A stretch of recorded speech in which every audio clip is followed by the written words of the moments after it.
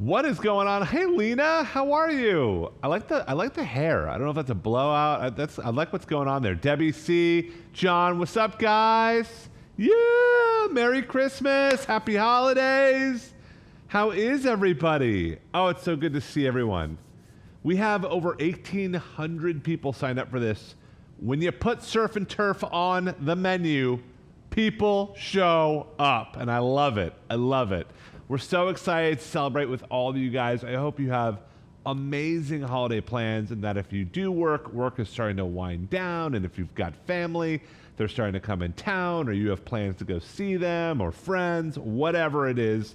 I just hope holidays kind of off and on its way wherever that is for you and whatever that means for you. We're so excited. For us, that means obviously great food. And I think what separates holiday from any other time of the year, and I mean holiday, I mean Thanksgiving, I mean Christmas, I mean Hanukkah, I mean Valentine's Day, you know, those pillar moments around the year. For me as a chef and someone who loves food, and I'm sure for a lot of you foodies, it's all about what's on the table. And you know, it's one thing to throw a quesadilla together on a weekday night. It's another thing to make surf and turf. And let's be real, surf and turf is not something you're gonna make all the time. But when you make it, you wanna make sure that it is absolutely divine. You wanna make sure that that surf and turf just delivers on a note that is just special, because it's a special moment. It's marking a specific time of year, and I love that. So today we're gonna show you the perfect surf and turf, in our opinion. We're gonna do it with a parsnip puree. It's gonna be absolutely stunning. And we say this over and over, but it is impossible, absolutely impossible, to make the perfect surf and turf. You can make a good one, but you can't make a great one without the most amazing and great ingredients. And for this and this class, we've teamed up with Good Chop. If you have not heard of Good Chop, get used to the name. They are amazing. So Good Chop delivers all-American meat and seafood directly to your door.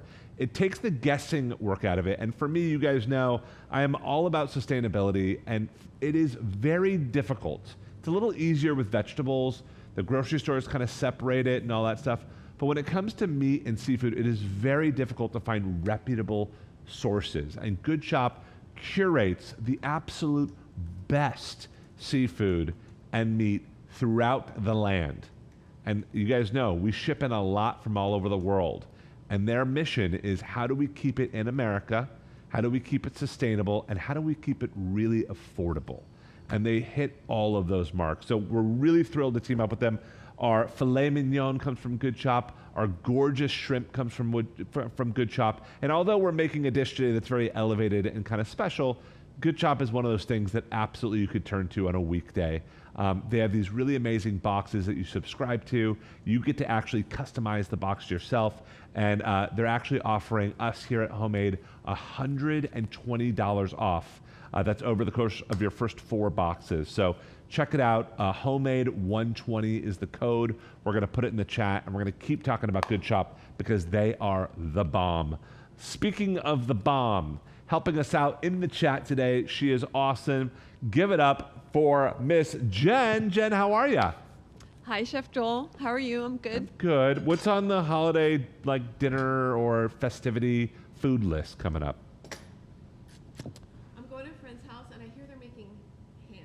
Okay, love it. I love marking these tentpole moments. I don't know if I told you guys this. I mean, a lot of you guys know this, but I'm Jewish. My wife is Christian, and we've never hosted Christmas before.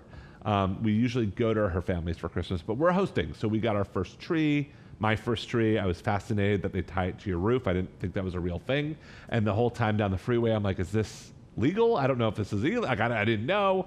And the lights and the decorating. So we're having a lot of fun. It's like, I'm like a little kid again. But I have to impress the in-laws. I have to impress all of her siblings, and definitely considering the surf and turf to kind of do that. If this is your first time at Homemade, we're so excited you're here. I'm Joel. I am the head chef here. And what makes this really special is that you can interact with us in real time. So Feel free to raise your hand at any time, ask questions, go in the chat and talk to Jen. She is super familiar, not only with the recipe, but with Good Chop. So if you have questions specifically about Good Chop, let us know. But let's get cooking because we've got a lot on the menu. So first and foremost, we wanted to do something a little bit light besides mashed potatoes. Love me some mashed potatoes. They're kind of done, right? Like we've had them a million times and they're delicious, no knocking it. But it's nice to kind of have a whipped parsnip. And for those of you not familiar with parsnip, it looks like an alien. I don't know what else to call that. It looks like a carrot gone wrong. And it is just, I think, one of the most interesting and sweet vegetables out there. They're really cost efficient because no one really cooks with them. So we're going to show you a really easy whipped parsnip dish. It uses minimal dishes in the whole thing. But the reality is if you love mashed potatoes, you could always do half parsnip, half potatoes. You can do all parsnip. And of course, you can do this exact same recipe with potatoes if that's what you prefer. But we like the parsnip. It plays really nicely with the gaminess of the steak and the richness of the steak. And then, of course, the sweetness of the shrimp. So let's start this off with a parsnip. You want to peel towards you. That is just your inclination. But the safest way to peel anything is to peel away from you. So I grab my peeler, I peel this parsnip. Let's just make sure that you don't nick your body or your fingers or whatever. It feels a little bit weird in the beginning, but you get used to kind of peeling away from you. And these Y peelers just kick butt for this job, you guys. I just like them because it keeps your fingers out of it and you can really hold the edge of it and really see what you're doing. So these scraps, you guys know me, I love my scraps. Freeze all your parsnip trimmings and all that good stuff. You can throw them in a stock, in a minestrone soup. It'd be really good in a chili. So just add them to a little freezer bag, but if you don't have a freezer bag, compost it, all good. All right, so then you just take this puppy. I mean, this is really, really easy, and we've kind of got it going already. But you just kind of cut it, the thin part and the thick part, kind of like that. It's okay if there's a little peel left. And then I just cut this down into slabs. And I cut the slabs into little cubes. And you just kind of want to make sure they're all around the same size. And I've got some already chopped up here in the bowl. I won't do the rest of it here. You guys get the idea. But if you just smell a parsnip, it's got a lot more going on than a potato. It's just got a really interesting kind of, I don't know, how like floral expression to it. I know that sounds really foodie and weird, but I love it. And I don't cook with it enough. And when you cook with it, you're like, man, why do I love parsnips so much? I also love celery root. That's another great one you could sub in here. So I've got some water boiling. Let's check this out. For this, and whenever you're boiling any tuber, anything that grows out of the ground, big pinch of salt, couple pinches, and then in we go with all of our chopped parsnips. And kind of just let those boil away until they're tender. They're going to take about 10 minutes probably. And then when I put them in the boil, I don't recover it. I just let them boil, let it kind of just naturally evaporate, and let it do its thing. So hopefully that makes sense. How's everyone doing? Any questions specifically about parsnips or this part of it? People would like to hear what you have to say about parsnips, so they want to sell the parsnips to them. Why? You guys aren't vibing on the parsnips? So let's just talk. I mean, carbohydrates, potato versus a parsnip is not even comparable. So if you're trying to cut the carbs or trying not to feel like you got to roll out of bed the next day, parsnips are going to feel so light, but they still bring that creaminess. They still bring that gorgeous buttery lushness. And again, I think there's so much more nuance to a parsnip than a potato. So again, mix them if you're not convinced. Add a little celery root if you're not convinced, or try it once and you will be convinced. But I think it plays so nice with our meat and seafood game that we've got going on today. It's so interesting with surf and turf because it's like, I think it's one of those things that we probably, our parents had or we had growing up, and it was probably in fashion, 40, 50 years ago. It's kind of a retro thing, surf and turf. It was a fancy thing they would serve at steakhouses and things like that. But that food is kind of in again. And to be able to kind of modernize it and make it really relevant is exactly what we're going to do today. So first and foremost, if you're going to go surf and turf and you're going to go for a buttery, gorgeous, just melt in your mouth steak, we chose filet mignon. Oh my gosh, these are exactly how they come to you from Good Chop. You can customize your box. So, you know, they can send you all different cuts that you've never heard of, that are really interesting, that are really cost efficient, that you can grill. They help you understand how to prepare it. But the filet is, and we all know the filet, it's not very fatty, right? So a lot of people think, oh, does it have the flavor? I think it still packs an incredible flavor, but why people love the filet is for the texture. It is just buttery smooth, and it works so good with the parsnips in that way. And so what we're gonna do with these fillets, I'm gonna show you guys kind of like a filet, but really like a steak 101 of how I love cooking the optimal, just optimal steak. So step one is we're gonna make kind of a crust for these steaks. This is a cool technique. So I grab a cutting board like this. We go with rosemary, but I'm gonna use a little thyme too because I love it. And the way you handle rosemary is you just pinch the top right here and you just strip the leaves off the stem. Let those just kind of fall on your board. Awesome. And like I said, I like thyme. I like any woodsy herbs. Woodsy herbs are herbs that you wouldn't eat the stem, but soft herbs like parsley, basil, things like that, you can eat the stem. Cilantro, beautiful. All right, so I've got about a tablespoon of rosemary, tablespoon of fresh thyme. You cannot really have the same vibe here if you replace it with dried herbs. So really stick with the fresh herbs here. There's a rosemary plant. I can't believe I'm saying this publicly. I'm just going to say it. There's a rosemary plant down my street. It's like a weed, but it's definitely not on my property. That's all I have to say. That rosemary plant has been freshly pruned by its neighbor without even knowing it. But they have the most amazing rosemary. And you got to look around your neighborhood because rosemary really does grow like a weed. All right, so I chop this up. I put my hand down and I really just rock my knife. And you want this to be insanely fine. I always talk about chopping herbs, not overly chopping herbs. But with woodsy herbs like rosemary and thyme, you can chop them to your heart's content. The finer they are, the more even the crust on our filet. So I'm just chopping up the fresh herbs. How are we doing in the chat? Questions? What do we got, Jenny? Jen? There's lots of talk about parsnips still. Nothing much new. Parsnips, I love it. How is it different from Carrots? turnips? Oh, turnips. People talk about they like to put it in stews. Yeah, parsnips are amazing stews. Turnips would be another great one. So parsnips have a little bit more of a starchy content. So I would never really whip turnips the way that we're whipping parsnips. Turnips also are really good raw, which I don't love parsnips raw, to be completely honest. And turnips have like a spiciness to it. If you ever eat turnip greens, they're kind of like arugula. They're really good. They have these little Japanese turnips at our farmer's market called hurakai turnips, if you've ever had them. Those with just salt, pepper, and olive oil, roasted for like 15 minutes, is one of my favorite things in the world. So good. All right. So I've got rosemary and thyme. I'm going to add a big pinch of salt. I'm going to add a big pinch of pepper over this. And I'm just doing this all on the board. And then I take my fingers and I just kind of mix this all together. And you're just making this little board, little kind of dry rub is what it is.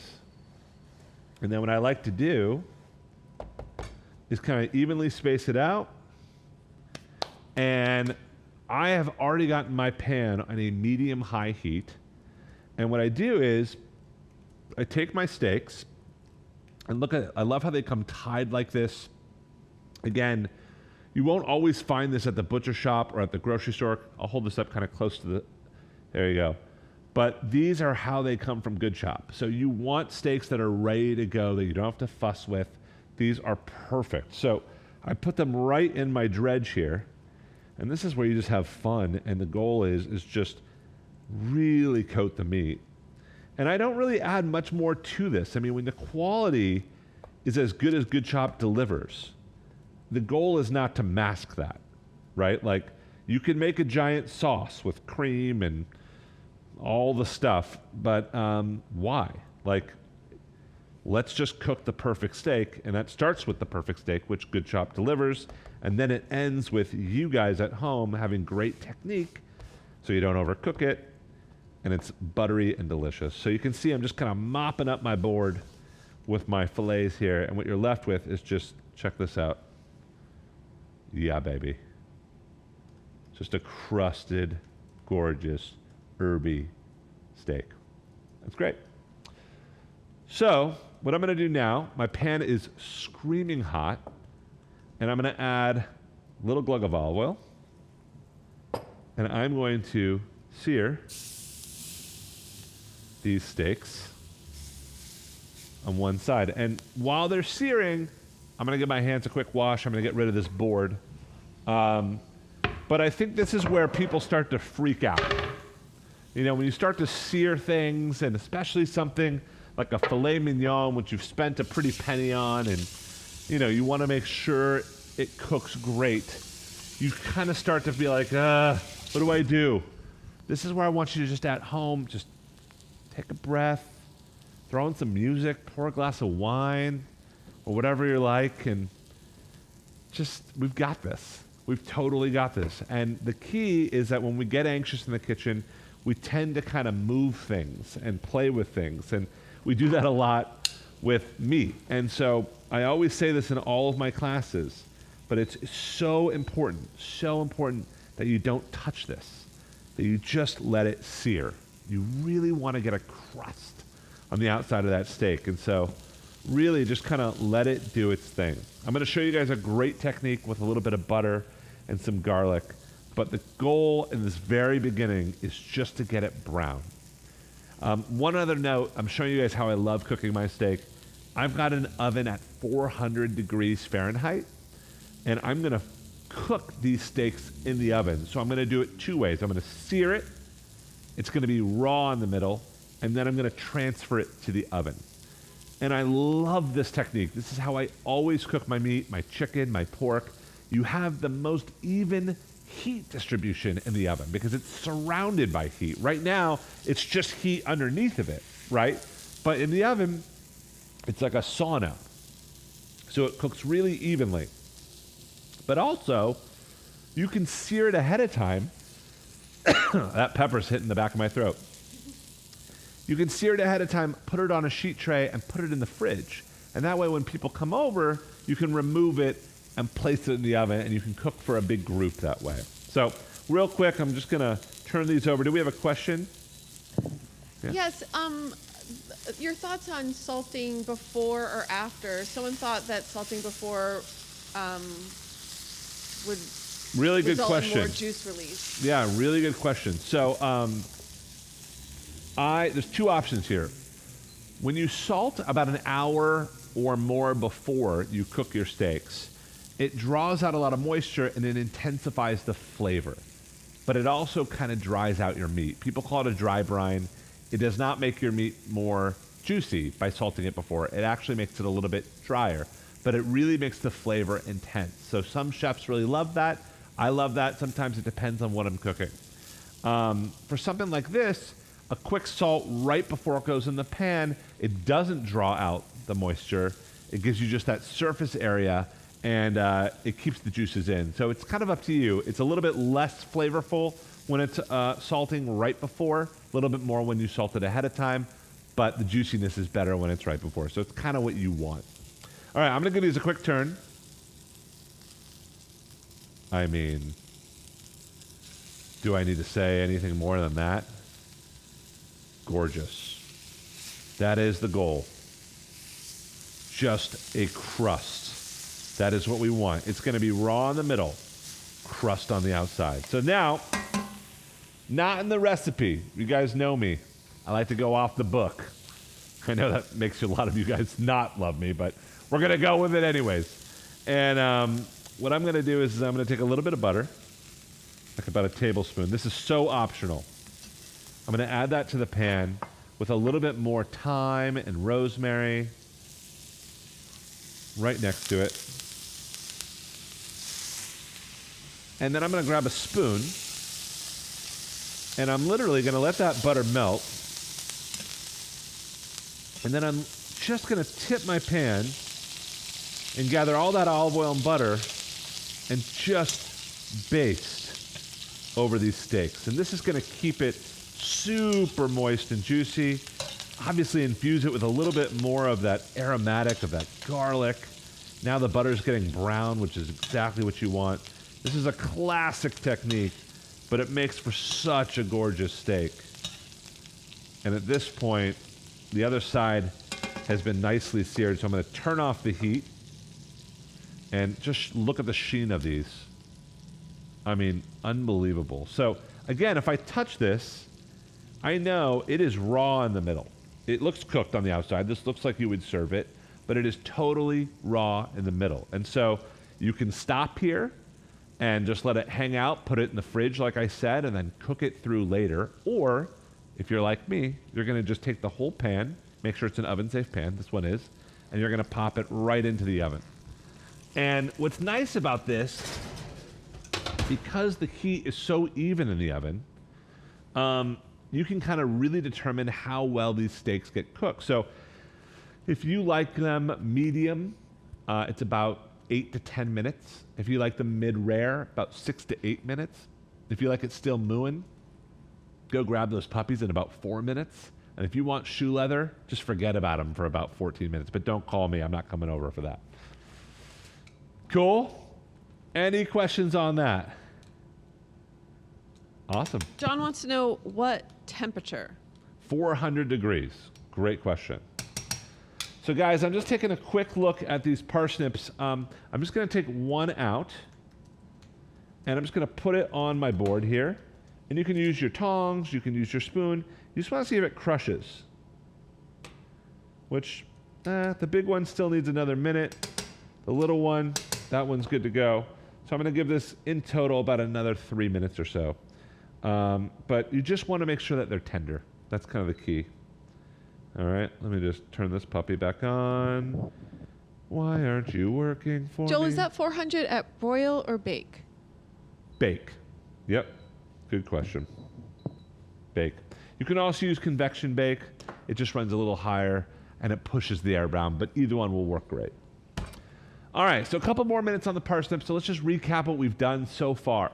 We had water boiling. We cubed up a bunch of parsnips and we added it to the water like we were boiling potatoes. It's the same thing. Big pinch of salt. Those have been cooking now for about 10, maybe 12 minutes. They need a couple more minutes to get tender. We seasoned our steaks with chopped up rosemary and thyme. We made a little dry rub right on the board, rolled those through, seared them. They're gorgeous. Good Chop delivers yet again. And then we basted it with a little bit of brown butter. And then we put the whole thing in the oven. I'm going to go for about 10 minutes to get that medium rare. But this is surf and turf. So we've taken care of the turf. Let's talk about the surf. And, you know, one of the things about Good Chop is it's really not, you know, even though it's called chop and you think, okay, maybe chops or meat, nothing to do with that. You know, I think the biggest thing, like I said, is it's very hard to curate the best seafood, the best meat in the country. Hard to do it in the world, too, to look around the world and see where it comes from, because it's very difficult to come to you fresh if they're going to be shipping it through the world. And Good Chop keeps it all domestic. And Good Chop did the heavy lifting. They team up with these amazing, amazing farms, a lot of them family farms. They went on that mission, right? Their mission is to bring it right to you, the absolute best quality. And they want to do it at an affordable price. So don't think this is going to break the bank. But the shrimp also comes from Good Chop. So they have seafood, they've got meat, and again, you can make these boxes and they just show up to you. And again, sometimes you're surprised and you can opt into that, or sometimes you can customize it. It's up to you, depending on kind of your lifestyle and what you love. But I love that flexibility, but more than anything, I love the quality of Good Chop. Okay, I'm gonna grab a new board here, one that we did not roll filet mignon on. And we're gonna start thinking about this shrimp. Do you wanna grab me the shrimp, Miss Jen? From the fridge? Yes. Okay, thank you. She's gonna run to the fridge and grab me the shrimp. First stage to the shrimp is one of those things that just are not gonna wait for you. Meaning, Yeah, it cooks so fast that you absolutely need to be prepared. You have to have all your ingredients ducks in a row. We call this mise en place. Everything has to be kind of ready to go. So for this shrimp dish, it is so classic, but so timeless. Like this is just such a beautiful kind of sauce and saute. So the first step is I have a new pan, and you might be wondering, Joel, why are your pans so dirty? These are not dirty pans. These are carbon steel pans. These are the natural patina. It's kind of like what a wok. We love these pans. Absolutely love these pans. These are by Debouillet, which we think is like the Rolls Royce of pans. Super even heat, incredible. But it's not dirty. Just want to call that out. So we're going to preheat this pan. We've got it at about a 5 out of 10 heat. And we're going to chop up a bunch of ingredients. So I'm going to start with a couple of cloves of garlic. So I'm just going to start kind of lightly pressing those, opening those up right onto my board. And with this garlic, you want it finely minced. So I just hold the kind of little brown bit here, and I just chop the garlic fine. The little brown bit's going to go in my compost bowl. Do it again here. So 2 cloves of garlic. And like, there's a bazillion ways to cook gorgeous shrimp. This has to be the most classic, and for a reason. Like, it just works. It's garlic, it's white wine, it's butter, it's parsley. So, listen, this is when you're making surf and turf and you want to make the ultimate shrimp. This is it. This is it, trust me. So we chop up that garlic nice and fine. This looks great. You can totally use a garlic press. I am not against garlic presses. The only thing I am against is like pre-chopped garlic. No. Not allowed to use pre-chopped garlic. This is me throwing the towel. No pre-chopped garlic. Okay? I will not come over. I will not eat it. It just falls flat. Sometimes it's too spicy. It loses its aromatic. I see people get big spoonfuls out of the fridge. If you have it, that's fine. Use it up, but never again. Go with fresh garlic. There's a lot of shortcuts in the kitchen that you can take that I'm cool with. Garlic and where you source your seafood and your meat, not a place for shortcut. Yes. Okay, a couple questions. Since you're talking about the shrimp, can you use jumbo shrimp? Oh, yeah. Absolutely. Yeah, you can absolutely use jumbo shrimp. We're using kind of a medium-sized shrimp, but jumbo shrimp would be stunning. Would be stunning. Okay, and the other question is related to cooking the steak. Mm-hmm. Can you sous vide the steak to avoid having to use the oven?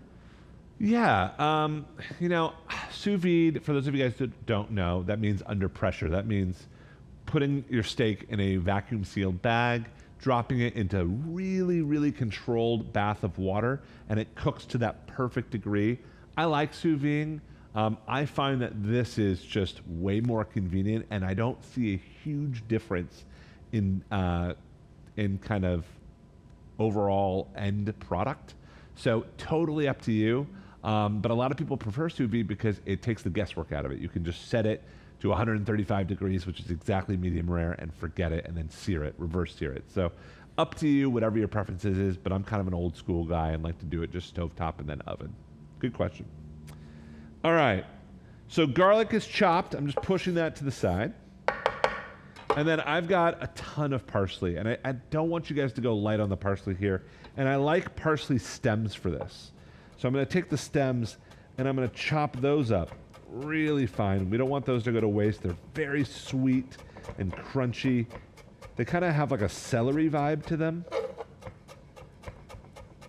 All right, and then I take, when I kind of get close to the top of the parsley, is when I start to make it a little bit less fine, and I just kind of wad up the fresh leaf parsley like this and just chop that through.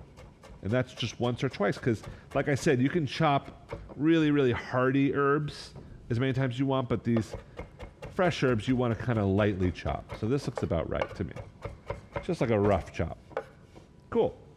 So I've got a pile of garlic, I've got a pile of parsley, I've got some pepper, I've got some salt, I've got some butter, I've got some olive oil, I've got some gorgeous white wine, and real quick before we saute the shrimp, I'm gonna grab a towel. I threw my other towel at you guys screaming about garlic. So I need a fresh towel, and I'm going to take these parsnips, pick them up, and I'm going to move them over to the colander here. Just drain them real quick. Beautiful. And you don't have to kind of wait till they're super dry. Just give them a little kind of bounce in the colander. Oh, they smell so good. And then I just pour them back into the pan that I just boiled them in, and I'll just show you guys what this looks like. So this is just what it looks like. It looks like cooked potatoes, even though it's all parsnip. And they smell intoxicating, like so good. So I turned off the heat at this point. That does not need to be on. Just let them kind of hang out. You can even put the lid on top so the steam just keeps them nice and warm. And those parsnips are just hanging out. Cool? I'm so going to forget about these steaks. I need someone to remind me. I think I put them in about, I'm going to say 6 minutes ago. My Spidey chef sense is saying 6 minutes ago. So we'll pull them out in about 2 minutes. But the perfect amount of time to kind of get everything ready for the shrimp. So first and foremost, let me show you these shrimp, because you're not going to really find these at the grocery store. This is something that really only Good Shop will find. And again, they'll source it. These are pearly, gorgeous, already kind of lightly pink, blushing shrimp. Do you guys see these? These are like candy. They are so sweet. They should smell absolutely neutral. I was talking about this the other night in the class. When you smell seafood, everyone's like, it should smell like the ocean. No, it should smell like nothing. And that's one of the things you can absolutely just rely on Good Shop for, is that it's going to show up. It's going to be at its peak freshness. So not only are they curating the best shrimp, the best filet, whatever you're ordering, but they're sourcing it so it comes to you at the perfect time, right? So this shrimp is no different. It is absolutely just pearls of perfection. I love it. So we took it out of the bag. We gave it a quick kind of dry, and they've just been kind of hanging out. This is about a pound of shrimp. These look great. Yes. Chef Joel, Yeah. Debbie and Lena wanted you to know that when you thought it was 6 minutes, it was really more like 9 or 10. Don't you dare tell me my spidey sense is off. Okay, if that is true, then let's go check out these steaks and see if we're about there. So I'm going to take one little towel and just have it here, and then I'll go get these steaks. And I'd rather always err on the side of rare, because I actually love it more rare. But you can always continue to cook it, versus if you take it all the way to medium or medium well, you can't really reverse. Yeah, these look great. All right, so I'm going to let these hang out. They're out of the oven. I just want you guys to see what they look like. Good call, ladies. Thanks for having my back. Look at those. I mean, can we do a little close-up there? Stunning. Yes. Chef Joel, Cheryl is making lobster tails instead of shrimp. Do you have any advice on cooking them any differently versus the shrimp? Yes. So you can cook lobster tails exactly the same way, except that they're so much bigger, so they're not going to cook through as fast as these shrimp. So what I like to do is poach the lobster tails for about 5 minutes. And I just do that in not boiling water, but in simmering water. So the water is like a 7 out of 10, just little bubbles, and just kind of cook it till about almost done. That takes about 7 minutes. Pull it out. You can put it in some ice water so it stops, and then do this exact same technique that I'm doing with the shrimp. But that sounds amazing. Yeah, lobster tails, awesome. All right, so I'm going to take my steaks out, and I'm going to let them rest right on my board. All these herbs, all this gorgeous flavor have done its job, but I like these boards like this one that have the little moat that catch the juices. So the steaks are hanging out. I'm going to take this hot pan, just bring it over to our sink, and it is all starting to come together. So at this point, like I said, it's time to cook the shrimp, but the shrimp itself will not wait for you, like I said. So it's going to cook fast, so we have everything ready to go. Pan's hot, garlic's chopped, parsley's ready. Let's get cooking. So for shrimp, I like a little bit of olive oil, right? And then I start by adding the shrimp, and you can see it's smoking hot. So I'm going to go ahead and add the shrimp right in. These are going to take in total about 2 minutes. Okay, stir that around your olive oil. And I like to add a little pat of butter. This helps them caramelize just a little faster. It's absolutely beautiful. And just let the shrimp go. I'm going to salt and pepper it now. A little bit of salt, a little bit of pepper, and just kind of toss the shrimp too. So unlike the filet that we kind of just let sit, this shrimp you kind of want to keep moving. All right, you kind of want to keep moving. And we just really want to bust up the temperature. I'm on all the way high right now. And you can see these shrimp just are already starting to curl. And they're starting to really turn that intense kind of flamingo pink that we all love and just associate with shrimp. So now I'm going to grab my 2 cloves of garlic right over the top. Half my parsley, not all of it. Right in there. And again, just move that around. And the parsley and the garlic will start to kind of saute in the shrimp juice and in that butter. And at this point, you're just making like this shrimp scampi that is just, it's been on menus for generations and generations. And the smell and all that is just so familiar. I love it. Oh, it smells so good. Now, white wine, try and stay away from the sweet stuff. So no Gewürztraminer, no Riesling. Go with something dry, a Pinot Grigio. We're using a little Sauv Blanc, Sauvignon Blanc. So I'm just going to use a tablespoon of this, right? It's not about drowning the shrimp. Again, the shrimp is so high quality that it's about just complementing the shrimp. So just about a tablespoon, maybe a little more. That looks great. And then just stirring that around. And look at these. Just starting to pick up a little bit of color, but at this point, they're almost steaming in the white wine. They made a little pan sauce just themselves. And it's been literally about 2 minutes, so this is where I turn off the heat. I let them just sit and just drink the gorgeous juice and garlic that they're sitting in. I now finish it with a little bit more parsley. So I do parsley in it to cook and have that type of texture, and then fresh parsley at the end for more of a pop and like a very bright finish. So shrimp is cooked, it's hanging out warm. There's no way to do this ahead of time. This is something you want to do, and it takes 2 minutes. You want to do it when people are over, when they're drinking a little wine, when you've got almost everyone sitting at the table. The shrimp is what we call à la minute. You want to do it right at the last second. Oh my gosh. Guys, I'm just going to call it out real quick. Steak is resting, shrimp is already cooked, parsnips we're about to whip up, but I want to just push you guys. Absolutely impossible to rock this out with sub-quality product, meaning you cannot use mediocre shrimp, mediocre steak, and have an awesome surf and turf. So if you are interested in a new way of looking at meat, a way to support American meat and seafood, have it delivered right to your door, customize it, but at the same time be introduced to new things, you need to check out Good Shop. We're putting it in the actual chat itself, and again, $120 off your first 4 boxes. So really cool, like across those 4 boxes. Amazing. All right, parsnips. Let's get to work. You ready? This happens so quickly and easily. Parsnips are cooked. We boiled them. They've been just steaming in their own love. And at this point, you kind of treat them like mashed potatoes. So I add a little bit of cream. All right. I'm going to go with a little bit of butter. You have to say butter like butter if you're going to do it. Going about a couple tablespoons. And then we're going to add Parmesan at the very end. But at this point, I'm going to start pureeing, and then I'm going to see how we are in terms of salt. And I don't love black pepper in this because it just changes the color. So I'm kind of just keep it nice, light and white.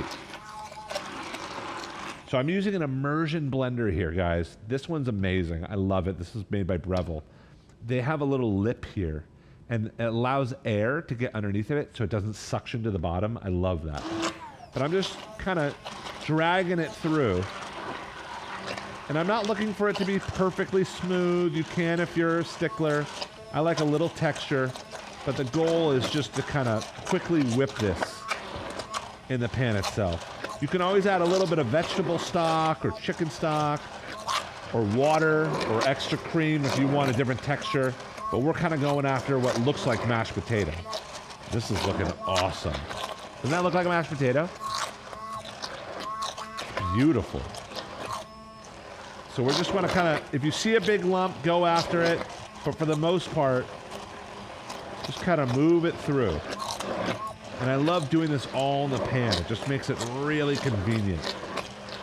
You could totally mash this by hand, by the way. It just takes a little more elbow grease. And then what you do is before you go and wash this, you try it. You try the whole deal.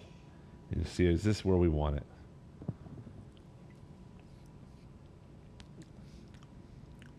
Absolutely divine. Needs a lot of salt. I'm a chef. So good pinch of salt. And this is where I would go with some fresh Parmesan cheese. And this just adds a little bit of, I don't know, earthiness, more salt, but really just this umami roundness, this nuttiness that plays so well with the parsnips. So I'm going with about a handful or two of fresh Parmesan grated in. And the heat of the parsnips are just going to kind of melt that cheese. You just want to whip that right in with all that salt. And I'm going to give this about another 10 seconds, and I'm thrilled with where it came out. This looks awesome. Amazing. So then I just click off the base here. Right? This goes right into the dishwasher, but really, if you guys weren't here, I'd be licking this with my tongue, just avoiding the blade. And, I mean, let's see if we can get a nice close-up of this. I mean, fluffy, gorgeous, what looks like mashed potato, but whipped parsnip with Parmesan. I mean, look at the texture here. Absolutely velvet. One more taste, because I can't get enough. Yeah. This is like ice cream. Like, I could just eat this out of the, like, I love it. Love it. All right. So, quick recap. Steaks are cooked. They've been resting. The key with a steak is you want to rest it for about half as long as you cooked it. So, we know we seared this for about a minute or two on each side, and then we put it in the oven for about 10 minutes. So we want to rest it for around 6 minutes, right? And that's going to get us to where we want it to be. So this has been absolutely resting. These look great. I'm not going to carve into these because that's not part of my presentation today. So I'll show you guys how I want to present this. But I'm going to kind of move everything to the side here. And I'm going to grab a big platter. And obviously, you guys can just make these individual. But I think this is a really nice kind of festive look that we're going to go for. So I've got a nice big white platter here. I'm going to start with just grabbing some of these creamy whipped parsnips and just kind of right into the base of our platter here. No need to overload it. Always leave some back, you know, chef snacks vibes. Give a nice little mound. And then take the edge of your spoon and just kind of create a little bed. Like that. Kind of almost following the shape of whatever plate you're using. Looks beautiful. Then, this is kind of important. I like to take a little towel and have it on standby here. And this is a little restaurant trick. But to not make it feel so greasy, which sometimes steaks just have a lot of fat and they're coming right out of the pan, I pick up my filet and I just dab it on my towel and then I lay it right on the plate. Do that again. Dab, plate. Dab, and plate. And get a close-up of that, Mikhailo. Is there? Oh, yeah. Let's get this. I mean, already you can tell that the base is, the stage is set for a perfect surf and turf. That's for sure. All right. And then we go in after these shrimps. And treat the shrimps as almost like a garnish. You know, like you kind of want a shrimp with every bite of steak. Don't feel like you have to make it super fancy where the shrimp is just sitting right on top of the steak. So I take the shrimp and I kind of start on top of the steak, but I let them kind of just fall where they naturally will fall and kind of overload it, because this should be kind of celebratory and indulgent. So I start on top, and if they fall, they fall. And just make it look natural. I think when we start plating food and we start to get too tweezery and touchy with the food, it starts to kind of feel forced, and then it kind of eats forced. And when it just looks natural and like you weren't really thinking about it and it was almost like an afterthought, but at the same time there's a little intention behind it, that's the key here. That looks great. I'm going to do a little bit more on the edge. Beautiful. That looks great. And then I have a little bit of leftover parsley. Optional, but I just don't think there could be enough green on this plate. If you want to do a little glug of olive oil, just for some shine, some extra zhuzh, that's beautiful too. And then, if this wasn't enough, if this wasn't crazy enough, some truffle salt. Just a nice pinch at the very end, optional. But when we say truffle, we mean that unbelievably just deep umami, gorgeous mushroom. And they take dried truffles and they chop them into salt. And we just sprinkle that from up high, right over everything. And I don't know, guys. Chef Joel, Nora is showing you her plate too. Nora, yes! I love it, Nora. Oh, Nora's looks like mine. That's awesome. I love it. Is it good? Oh, she's rubbing her stomach. She has done this. I love it. Let me show you guys again just to get a quick little close-up here. I mean, whether it's for New Year's, whether it's for Christmas, any holiday, doesn't matter. Let's do a little top-down here. It's just going to hit. No one is not going to love this dish. It's just one of those classics that's absolutely going to work. Yes, Jen. I just wanted to let you know that Jolene shared that she'd gotten her first 3 deliveries from Good Yes! Chef and really enjoyed the protein. Who said that, Jolene? Jolene. Jolene, that is awesome. Yes. Yeah, everyone we know who has been into Good Chop, who have kind of dove into it, you see the difference immediately. Like, we've all made shrimp. A lot of us have cooked steaks. And then you try Good Chop shrimp and steaks, and you're like, oh, okay, there's a different level to this. So, again, $120 off your first 4 boxes, across your first 4 boxes, if it's a new box order. So go check it out. Our code is homemade120. We'll put it in the chat with the link. But the name is Good Chop.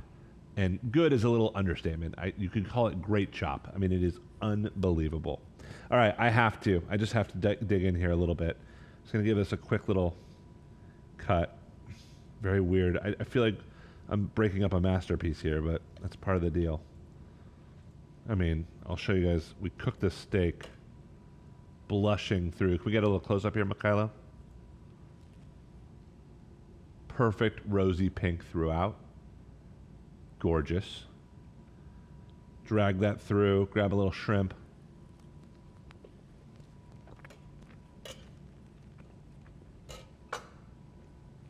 I mean, unbelievable. Oh, drop my watch. Unbelievable. Like the buttery, melty factor. I need to try it again. It's so good. But the melty factor, and by the way, you can just take off the kitchen twine, which this one, there we go, take that off. Is just crazy. Like, you barely need to cut this. Look at that. Lena is showing you her beautiful plate. Lena! Yeah! Oh, Lena's looks amazing. I like that you did a single portion. That's exactly how I would do it. Lena has a perfect example of how you do it in a single portion. That kind of just using my hands like an animal. I mean, I just can't hold back. Steak is cooked perfectly. The reason why this is so classic, why Surf and Turf has been on menus forever and will be on menus forever, is because steak is so rich, it's so deep in flavor, and shrimp is so sweet and so light. And when you combine those two, it really does work. You don't think these two things, completely different, would work. They work. The parsnips is like a cloud. I mean, it really is. I mean, it has the texture of almost hummus. Like, it's very light. It's not like potatoes where it really sticks to the back of your mouth. These just kind of disintegrate because they're so, so light. So this to us is a very light, elevated version of a classic surf and turf, which is just amazing. So hopefully you loved it, and hopefully you guys will support our buddies over at Good Shop. They are incredible. They are doing the hard work, which is finding the best ingredients on earth and delivering it to us. So we got to support them and support all these amazing artisans that they go and curate for us. So again, Homemade 120, check out the link and go support Good Shop. Last but not least, tomorrow is our last day of classes. I'm so sad, but we've got a doozy. We are making Portuguese custard tarts at 1 p.m. Pacific. 4 p.m. Eastern. That's with Chef Jenny. I went to Portugal. I ate those for 2 weeks straight. Never got tired of them. Literally ate them every single morning. They are the best. And when you make them from scratch, they are divine. And then tomorrow night, I'm going to be cooking the most amazing garlicky pork chops. Really cool. And we're doing that with the Crohn's and Colitis Foundation. So a really interesting version of pork chops that keeps it light and bright. And that will be our last class for 2023. And it's been an incredible year. So I'll give a proper wrap-up speech tomorrow. But until then, thank you so much for watching. Thank you to Good Shop for making this program possible for us all. And happy cooking, guys. Surf and turf all the way. Catch you next time.